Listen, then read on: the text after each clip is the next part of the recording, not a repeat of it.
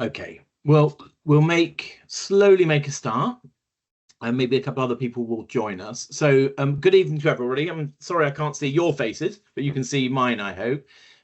My name's Peter. I've been asked to moderate the conversation this evening. I'm very, very happy to do so. Make clear, I'm not a scientist, I'm not a clinician, I'm not an expert in any way at all. I'm a parent. But I'm like you here this evening to hear a little bit more about what is obviously a fascinating area of research. And I'll use the short word phage, but others will, I'm sure, use much more complicated words than me. And I want to understand what it means for our community. I'm sure you do too. We've got a fantastic panel who's going to take you through all this. But just while we're settling in, a few bits of housekeeping. You'll have seen a message there that the session's being recorded. So this is so we can share it with people that weren't able to join us this evening. I mentioned you won't be able to turn on your mics or cameras. If you've got questions during the thing, you'll see that there's a button, hopefully, which is a Q&A button. So you can drop questions that you might have into there. The panel will try and pick that up during their discussions. But of course, I'll make the obvious point. We won't be able to deal with questions about your personal treatment at all, but please chuck questions into the Q&A as you have them. We've got some polls going on through the session. I think there's 3 real ones you'll see as we go. This is to help us understand how much people know and what more we need to do to ensure that people have the information they need on this. And last point is that we hope to conclude the presentation part by about 7:40 to allow some Q&A time with the panel, and then wrap everything up at 8 o'clock. There's a chat box, but no Q&A button. We'll throw it into the chat then, if that's the case. If you can't see a Q&A button, please feel free to put it into the chat. So without further ado, I'm going to ask the panel to introduce themselves, and maybe in this order, in Jo, Phil, and Antonia. And I'll ask them to just do a quick intro for 2 minutes about themselves, who they are, and what their interest is in phage. Jo. Hi everyone, I'm Jo Fothergill. I am a Professor of Medical Microbiology from the University of Liverpool. I also am the Director of the Microbiome Innovation Centre there. And so I am a scientist by background. I've been studying chronic lung infections, particularly in people with CF, for the last, dare I say it, 20 years. And so it is a long-term research passion of mine. And over that time period, I've gone from, studying the minutiae of particular types of infections, but increasingly my interest is how you can translate research into having an impact on the people who need it. And so I currently, I started being interested in phages right back in my PhD, so almost 20 years ago, and then more recently studying them in terms of phage therapy. So I lead one of the innovation hubs, the Trailfinder CF one, and within that, part of our work in that is trying to get this therapy to people who need it, and also trying to fill in those research gaps so that we can really develop the knowledge that we need to really translate that therapy into reality. I'll pass you over to Phil. Thank you, Jo. Thanks, Jo. I'm Phil Mitchelmore. I'm a respiratory and CF consultant down in Exeter. And I first heard about phages about 12, 13 years ago, when a patient in one of my bronchiectasis clinics asked me what my thoughts were about them and whether or not she should try and ship some in from Eastern Europe. Back then, I had no thoughts at all on the matter and didn't really know anything. But I've built a real sort of interest over the last few years, particularly sort of the last 4 or 5 years. I work, as I say, in cystic fibrosis and bronchiectasis, and antibiotics for so long have been such a key cornerstone of our treatment for people living with these conditions. So obviously the evolving antimicrobial resistance crisis is a real concern for our community. So options and strategies to potentially reduce this risk are always going to be of interest for us to find out more about, and I put phage in that category. From a research point of view, I am an investigator with CTAP in Exeter and involved with Jo's Innovation Hub Trailfinder with its phage focus. And beyond CF, I'm involved with the Cystic Phage Library at the University of Exeter and Phage UK. So 12 years on from that clinic, you'll be pleased to hear that I do now actually have some thoughts on the matter, and I'm delighted this evening's happening, and thanks very much for having me along. Wonderful, thanks Phil. On to Antonia. So I'm Antonia Scobie. I'm a consultant in infectious diseases microbiology based in London. I'm probably out of this group one of the newest people, converted members of the team to Phage. I concentrate mainly on orthopedic infection and prosthetic joints infection, and that's where the interest in Phage has sort of developed. So I don't treat any cystic fibrosis patients, but actually similar to cystic fibrosis and a lot of other chronic diseases, orthopedic infection can be very difficult to treat, particularly in patients who have hip replacements or knee replacements that get infected. So I'm part of a community of infection physicians who are looking at alternative treatments to try and manage these really difficult to treat infections. So I chair a clinical working group for phage therapy in orthopedic infection, which I've been doing so for the last 2 and a bit years. And we have just started treating patients in our hospital with phage a few months ago. We've got a few more patients coming through. So trying to make this a treatment that's accessible to patients across the country. Excellent. Thank you, Antonia. And what a fantastic panel we've got this evening. Now, we're going to I mentioned that we're going to do some polls this evening. We're just going to test this out with a kind of an icebreaker poll, if you like. And so the question should, I hope, be coming up in a second. Maybe I won't be able to see it. Let's see how it goes. Somebody else is driving the slides, not me. So we should have, we're just testing out the technology. Is it going to work? Oh, there you go. Right, so we've got you'll be able to see it's actually in the chat. I can see it in the chat there. If you go over to there. So we're asking you where you are joining us from this evening. The options there, you'll see England, Wales, Scotland, Ireland, rest of the world. If you just click on the thing, I'm afraid there's not an option which is from my sofa. But if you could click where you are joining the event from. There, I've done mine. And submit the vote. Fantastic. So we're seeing a very strong. So this is just to get you into the habit of the polls. So you'll know where they are now and what to do about it. And we're going to be using that for slightly more serious points to find out what everybody knows. Righto. Does everybody see the result? Can people see the results? Give me a nod from the panel. There we go. Excellent. Thank you. So look, we're going to now move on to, now that you've got the hang of that, we're going to move on to the first real poll. Thank you, Diana, for telling us you're in England. There you go. If you couldn't do the poll potentially. So look, we're going to move on to the first vote. So what we're going to do is we're going to go in 3 sections. There's going to be 3 polls. There's going to be a true or false statement at the beginning. This is really just to gauge where we are. And then after each of the polls, one of the panelists, so Jo will be coming up first, we'll talk about the question that we've asked and what the real answer is, and we'll talk through that. So without further ado, we'll get on to that. Are people's poll feature not enabled for this version of Teams? Okay, so there you go. So the first question is up. So phage are viruses. There you go. That's your first question. If you could click on there. We're just trying to gauge what people know. We'll just give it a minute for people to be able to vote, those who can. Or type if you can't. Look at that. All right, so we're settling into a bit of a 50-50 split there, I think, which is fascinating itself. So I'm going to hand over to Jo, who's going to talk about what the real answer is and talk about what that means. And we're going to give Jo about sort of about 7 or 8 minutes on that. Okay, so it is actually true. So phage, sometimes you might hear them called phage, or sometimes people say phage. I say use whichever you want, but just say it with confidence. So phage are viruses, but they're actually a slightly different type of virus because they're viruses that infect bacteria. So they can't infect human cells at all. They can only infect bacteria. And actually the name bacteriophage refers in Latin to phage eating. So the idea that phages can eat bacteria. And so I suppose we're going along the lines of this old quote, which is the enemy of my enemy is my friend.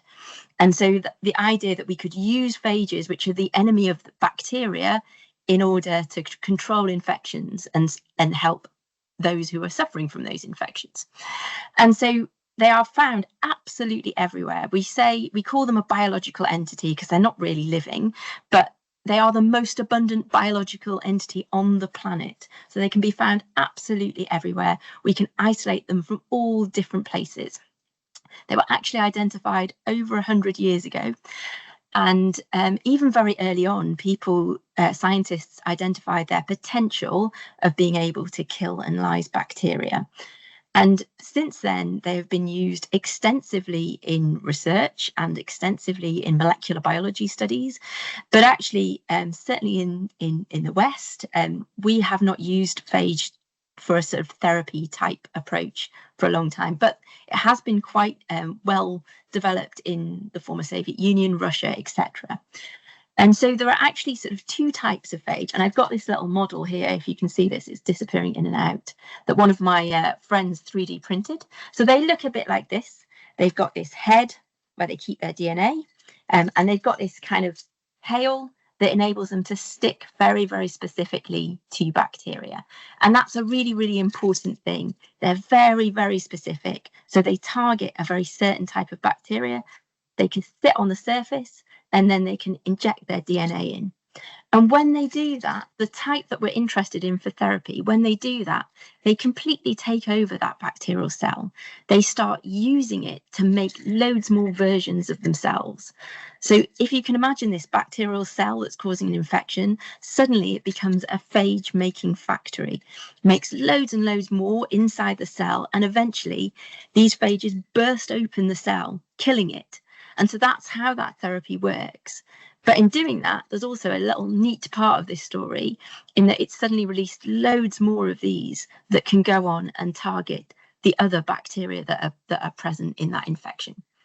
So this is how they work. We're interested in ones that we call lytic or virulent. They're the ones that go in, they take over the cell, they end up lysing the bacteria. So that is what we want. And globally, there's been quite a lot of interest in this over the years. As I say, a lot of work done in the former Soviet Union and Russia. There is a big phage therapy centre in Tbilisi in Georgia, which I know Phil sort of referred to earlier. But over the past decade or two, there's been growing interest globally. So that there is a lot of interest and work going on in places like the States, in Australia, and also in Belgium.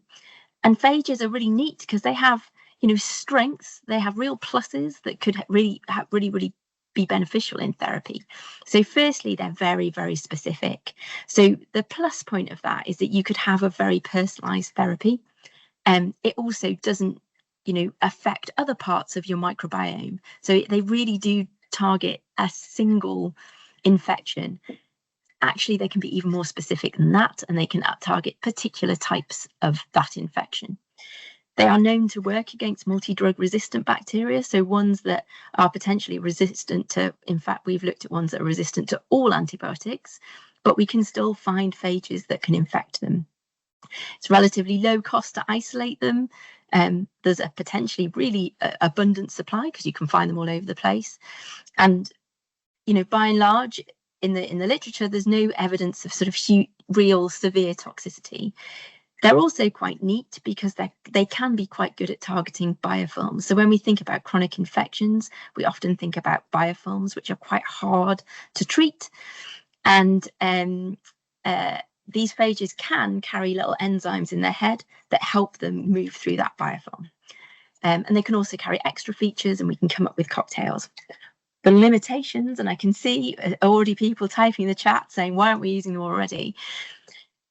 This is a completely different way, a completely different idea of a therapy. And so there are limitations. The narrow spectrum, although it can be really positive, is also quite a challenge. You have to find the right phage for the right infection, and you have to have that sort of diagnostic alongside that.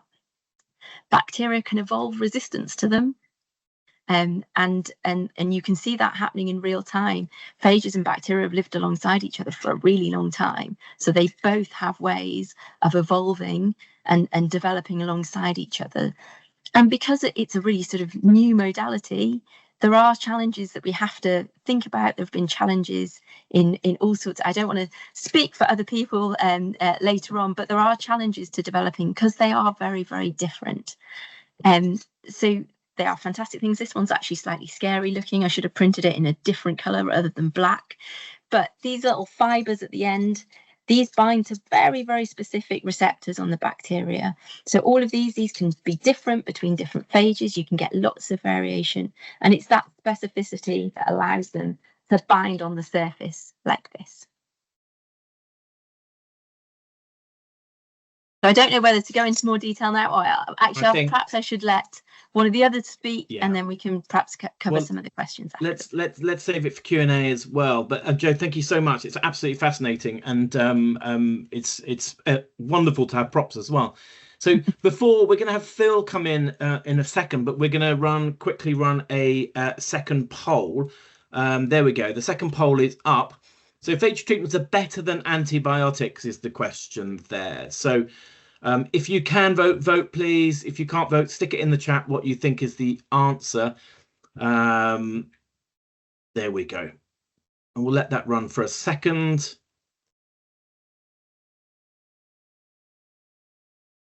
How many responses did we get? The last one, 14. So there we go. So we're about the same place. Okay, so it looks like we've got a lot of don't knows there, Phil, and a few people thinking they are not better than that. And a small number of people, in fact, that's probably 2 people, yes, who think that they are better. So over to you, Phil. Great. Thanks very much, Peter. Yeah, I think that's a really, really tough question. And I think I would have gone for don't know, but I'm lucky that I've got 7-8 minutes now to explain rather than just leaving it with a disappointing don't know answer. There's 2 main sort of areas that I want to focus on over the next few minutes, and that's sort of first of all thinking about do no harm, something that's often mentioned around clinical care, but then thinking about do they actually do what we want them to do, because I think those are sort of the 2 really important domains when we're thinking about a therapy and weighing it up. There are obviously other important aspects like can you actually get your hands on it, but with Antonia speaking next, I won't cover that at all in this next section. So first bit, do no harm. So I think we know that antibiotics unfortunately can cause significant side effects for patients. And if we're thinking about the setting of cystic fibrosis and some of the antibiotics we use in this area, aspects like problems with hearing, kidney damage. If you think about inhaled antibiotics, bronchospasm, so wheeze and shortness of breath, can be really significant factors. If you think about antibiotics outside for CF and in general, there's obviously the risks of allergy and rashes, as well as tummy upset. So they are certainly things which can cause harm. So how do phages compare sort of in this domain? Well, as Jo was so nice explaining, because of how they work and their function, you'd expect them to have a really, really nice safety profile and much, much better than antibiotics. It's important to caveat that we have far less data and experience on phages than antibiotics, but certainly what we have seen does point to that suggestion of a really, really good safety profile. So when you're comparing which one's best, you could maybe argue, with the caveats of limited data, that phages may be safer and may well be safer than antibiotics. I think when we're thinking about doing no harm, whilst obviously the physical side effects are really important, we shouldn't forget also about the impact on quality of life. So people living with conditions like cystic fibrosis can have a huge treatment burden, and antibiotics can be a major part of that burden, particularly inhaled antibiotics. So how would phage therapy compare in that sort of consideration? Well, I think if phage therapy is going to become common in cystic fibrosis and other lung infections, it's likely that it will be in that inhaled or nebulized form. So I do think there will be that increase in treatment burden at the start. Now, the hope is that if it works and does its job, what you'll do then is reduce the treatment burden in the medium and long term and reduce that significantly. But there would be quite plausibly an increase in treatment burden at the start. Okay, so that all gives a bit of a flavour of the comparisons on the do no harm section. If I move on to then, do they actually do what we want them to do? So antibiotics have obviously been, as often described, a miracle of modern medicine and have saved millions of lives. We have lots of experience of them. We've got pretty good ideas on what dose to use, frequency, things like that. And in character, they've got this potentially very broad spectrum of activity. So one analogy that I saw earlier today was for the gardeners here, sort of thinking about a broad spectrum herbicide, which will kill all the weeds in your garden, but may also kill some flowers at the same time. This broad spectrum, in some ways, is a major advantage because it increases your chances of getting the bug that's causing problems, but can obviously be a disadvantage by affecting other things that you don't want to. And increasingly, we may be in the situation where we're not even getting the bug that we want to target because of these hard to treat bugs and because of antimicrobial resistance. So how does phages then compare to antibiotics in this sort of domain? Well, as Jo said, phages have been killing bacteria for billions of years. And we know that from the environment, and you can see absolutely beautiful videos set up in the laboratory of how effective they can be at killing bacteria. It can be really, truly quite impressive. But just like we see resistance with antibiotics, unfortunately, we also see resistance with phages, as has also been the case for billions of years. And this can happen exceedingly quickly as well. So I said sort of earlier that maybe not one or the other, but together may actually be the best way for them to do what we want them to do. And it's around this concept of resistance where this may well make sense and play out.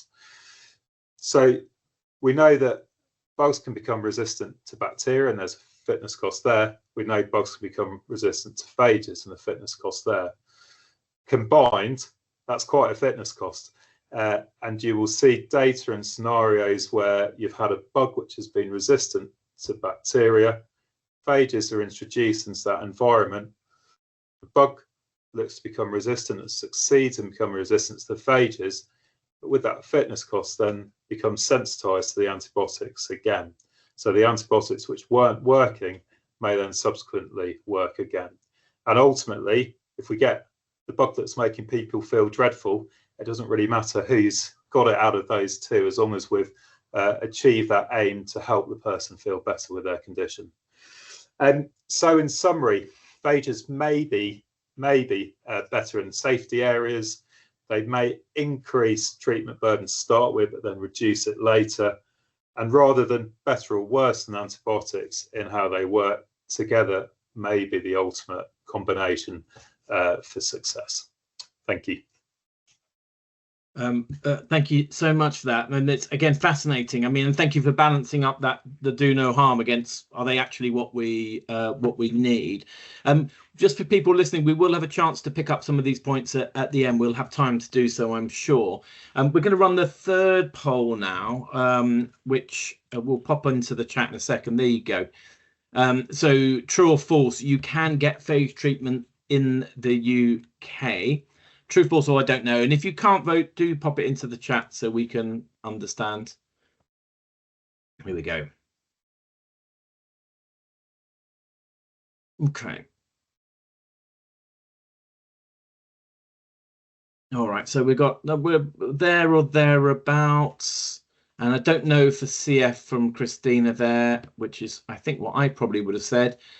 So on that, so we've got true 35%, false 28%. I don't know 35%, so a strong I don't know.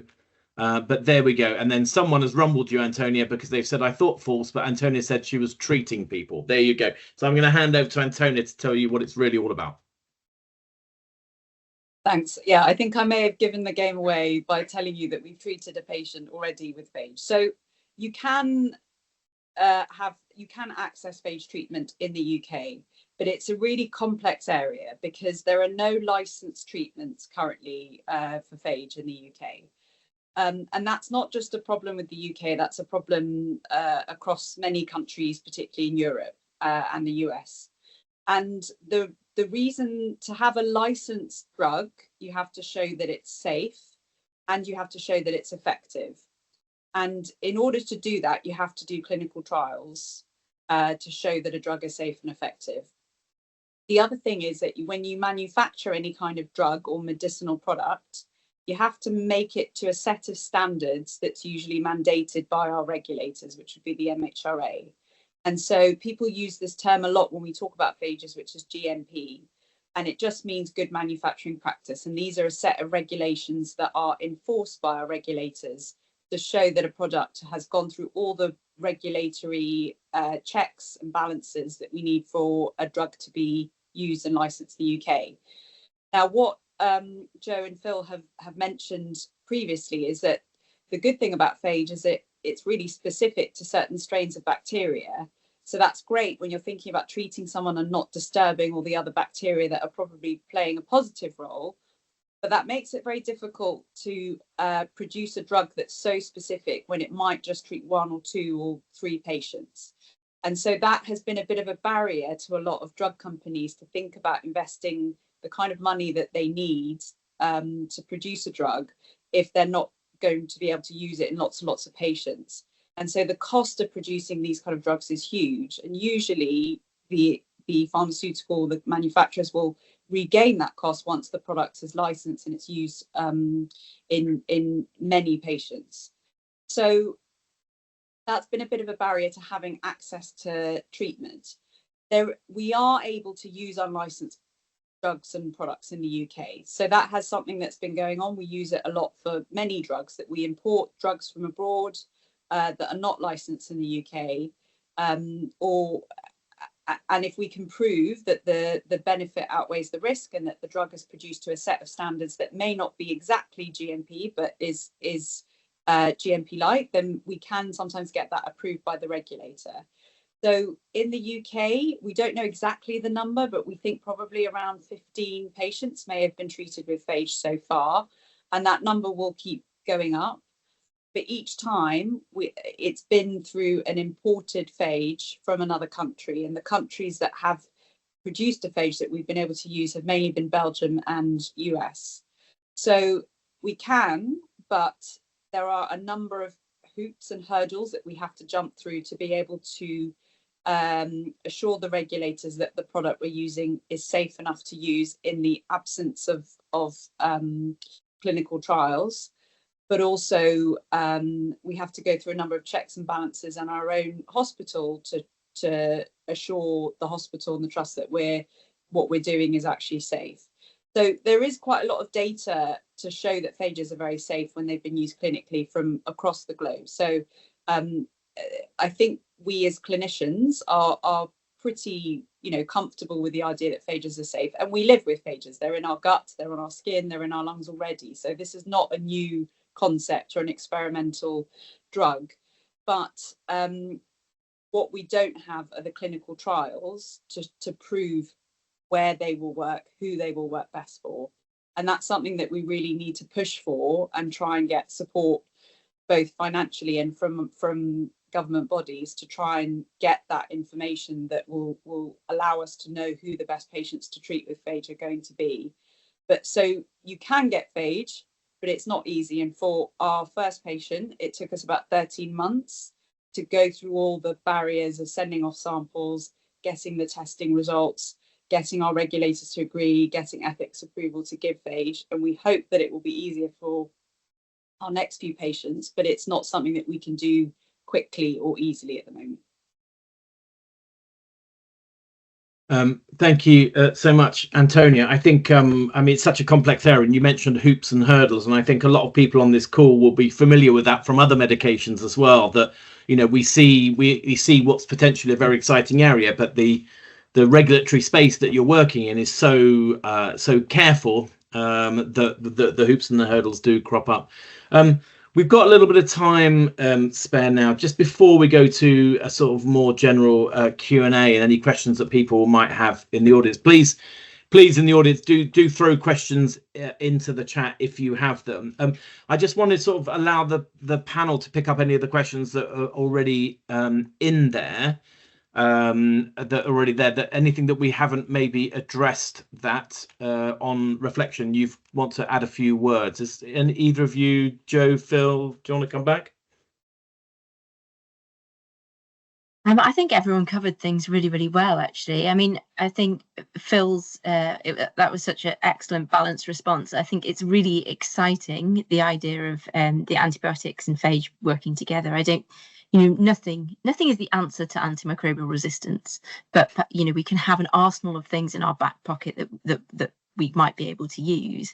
And that idea of actually using the evolution of resistance against the bacteria, I mean, evolving resistance to one thing, it's opening itself up to another, I think is a really exciting approach, and one that, you know, that it would be fantastic to take advantage of that process.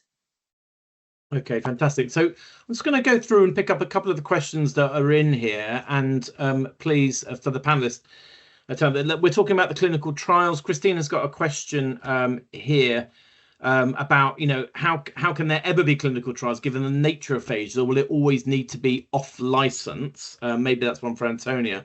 And then, you know, how many, I mean, realistically, and I know this is an impossible question, of course, you know, how long might it be to you know, what's the sort of timeline looking forward in terms of making a process a little bit easier? Let's take those two, maybe those 2 points.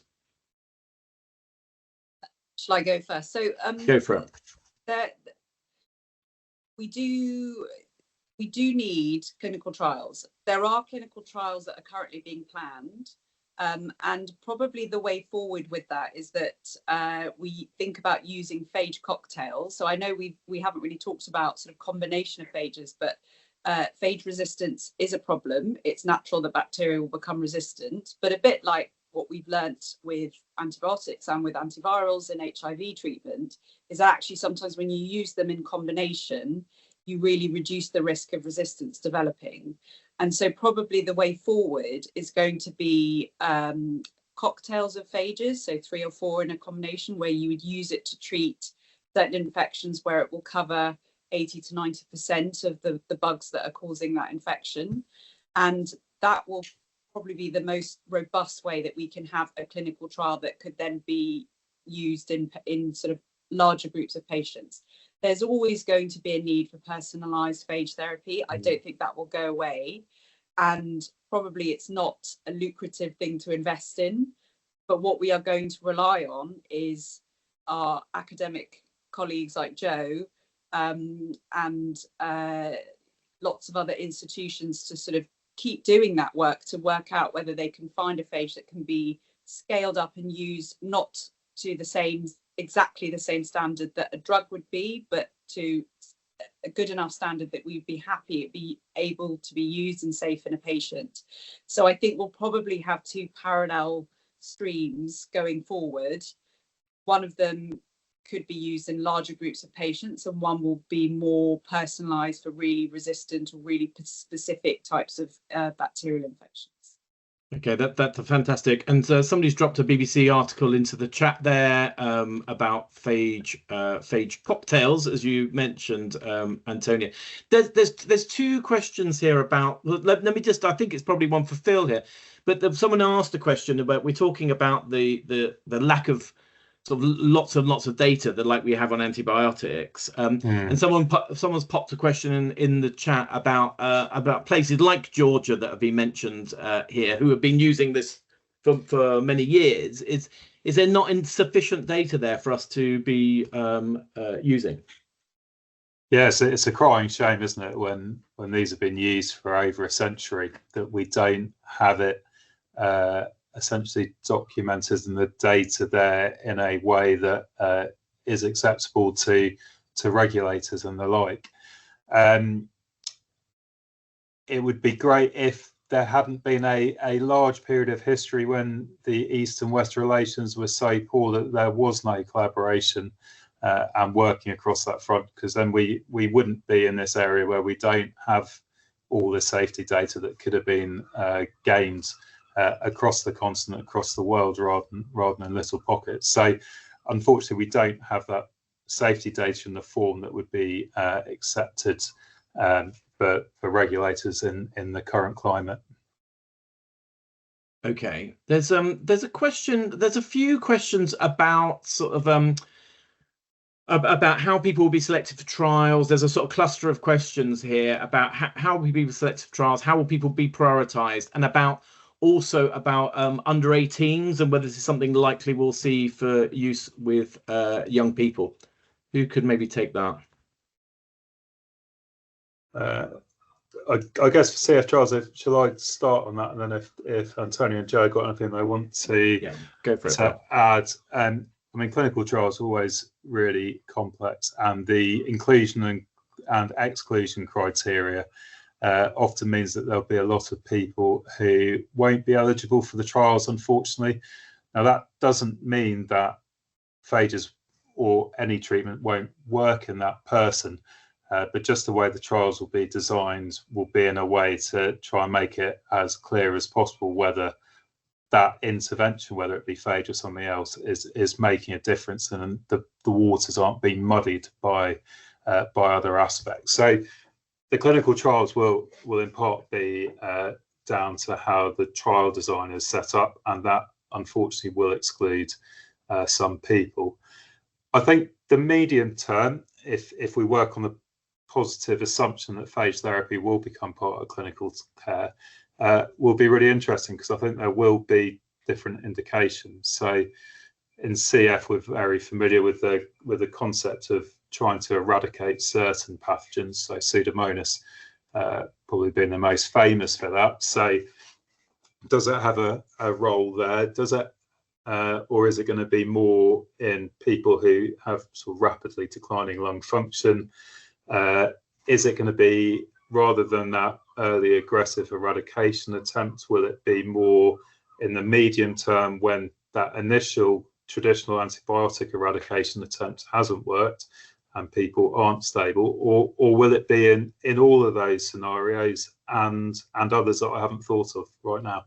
And trials won't be able to answer that all in one go, or for all people.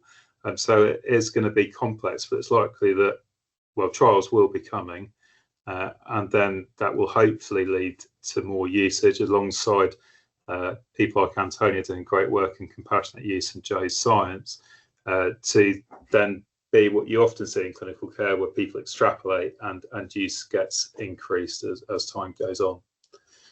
Don't know if Jo and Antonia have anything extra on that. I think you answered that really well, Phil. I really do. And I suppose the just to sort of go back to that compassionate use piece is that I suppose if people are eligible for that compassionate use, then, you know, you mentioned age, etc.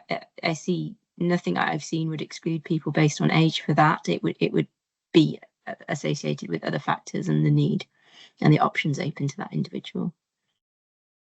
Can I just just to highlight that, Peter? I mean, the case that from the BBC article that someone's put in the chat was a paediatric patient at the time. So there has been precedent of children having access to this.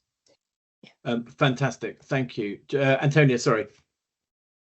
No, I was just going to sort of say that actually the first patient in the UK that ever received phage was a child. So I don't think children will be excluded.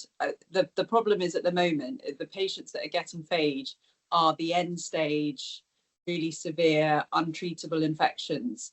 And actually, if you look at a lot of the kind of observed data on how efficacious it is, you know, it varies, but you're getting rates of 70 to 80% clinical improvement, and those are the worst possible cases. And actually, a lot of those patients would have been excluded from most clinical trials.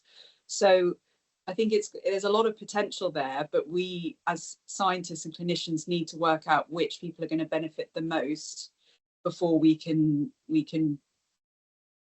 include it in our kind of routine practice.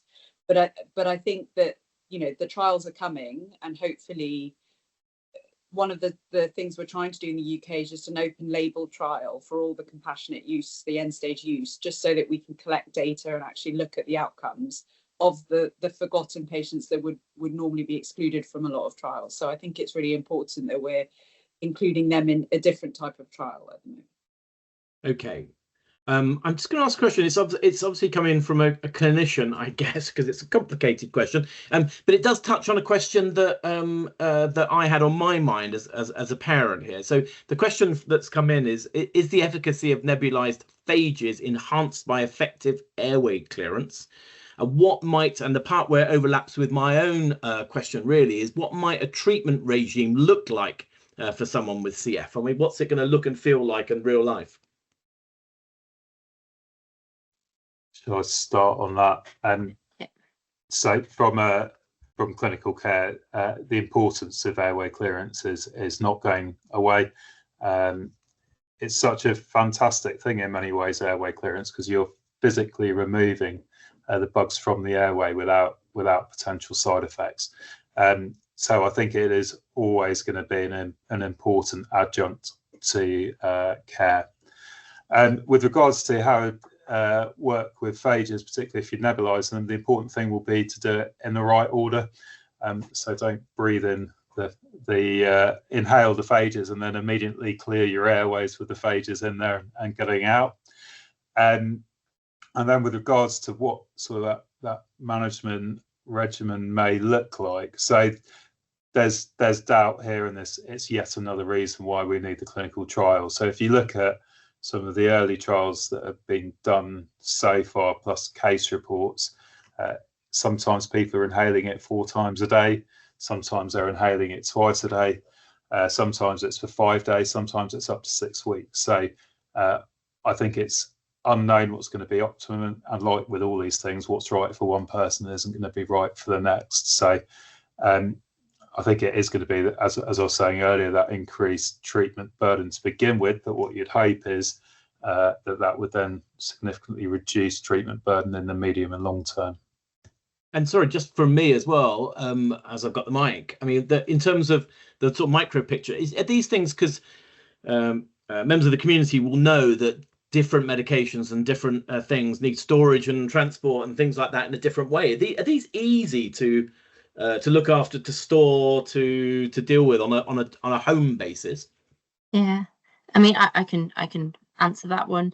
So different phages, you know, they show different stability under various different conditions, but in general, they are relatively stable at 4 degrees, so in the fridge, and they can be stable at that temperature for really quite long periods. But it is a case of, you know, each one we need to understand how stable it is at certain temperatures, etc. One of the early trials, one of the reasons why, you know, it didn't give the positive result people were hoping for, and one of the reasons for that is that they didn't really understand stability and long-term stability, so they ended up giving much lower doses than they thought they were. So I think, you know, that highlights some of the challenges that phages have had in the past, but also, you know, that we do need to understand those individual things, but they're not particularly complicated to store. Okay, that's really good. And I think I think there's one question, I think, which we haven't addressed yet, which I think is a fantastic question, which is actually what happens. You described, Jo, the phages, how clever they are, and they multiply and everything else. What happens to these things once they've done the job, once they've killed the bacteria that they're sort of, once they've completed their mission? What happens to them physically? So if we think about you know, how often we encounter phages as a person, they are absolutely everywhere, and they're in us, they're on us, absolutely everywhere. So we encounter these all the time, and you know, our body is very used to living alongside them, but also getting rid of them. And when their target isn't there, then they don't self-amplify. And so if you give somebody phages and actually the target pathogen, the infection that they're looking for, the bacteria that they're looking for isn't there, then, you know, essentially they will pass through and they will disappear. They'll be cleared from the body and they will disappear. If they are there, then you can get that amplification, you can get more and more. But as soon as that host isn't there anymore, then they've got nothing to replicate in. So it's quite, you know, they are fascinating things. But the idea, I think the important thing to understand is that actually we see these things all the time. So we may be shifting the balance to see more ones that target Pseudomonas briefly, but actually we see them all the time and they are in us, on us, everywhere. Thank you for that. That's fantastic. I think we're sort of heading towards the end of the session here. So a last call really for any questions anyone's got. Is there anything, Antonia, Jo, Phil, anything that you particularly want to add that's come up and you haven't had a chance to tell us before we head into the home straight? No, I mean, it's been absolutely comprehensive. For me, I've learned an incredible amount this evening already. So thank you from me as well. I think I've got a couple of plugs to do just before we sort of head in towards the end. The answers to any questions that we haven't, I think we've gone over all the questions, but if we do spot one that we haven't come, we'll try and address that after the meeting. 2 plugs here, and I think we've got slides potentially coming up if we can get the technology to work. So first of all, there's a focus group going to be running next week on developing phage treatments in the future. If you're interested in knowing more about that, please contact the Trust involvement team. Here we go. This looks like it's a slide coming. Here we go. Please, if this is something that interests you, there's an email address at the bottom. So do drop them a line. There's a date and the time there as well. So the focus group wants to learn a little bit more about, from your point of view now, about some of these issues. The second slide will come up in a second. There we go. And if you're interested in using your experience of living with CF, being a member of the community to shape how the trust works, then please do get in touch there. There's lots of bits and pieces going on, and it's for you to help shape how the CF Trust works. The event will be, we recorded the event, as I mentioned at the beginning. It'll be made available afterwards, so keep an eye on the website and social channels. There'll be bits and pieces from for this, for more information about Phage as it emerges. A last word from me really is to thank the panel for what was a fascinating presentation about something that, something that hopefully will have huge potential in the future. And you've got a round of applause coming in there. Thank you for everyone for joining us this evening. Please do get involved. Let us know what you think. There's a QR code on the screen there. If you have a second, do scan it or drop something into the chat here as well. Just tell us whether this was useful for you. We won't be sharing those results, of course, but we want to make sure that we get these events as good as they can possibly be. So your feedback is really, really important to us on that. I will say good night and thank you all very much for joining us.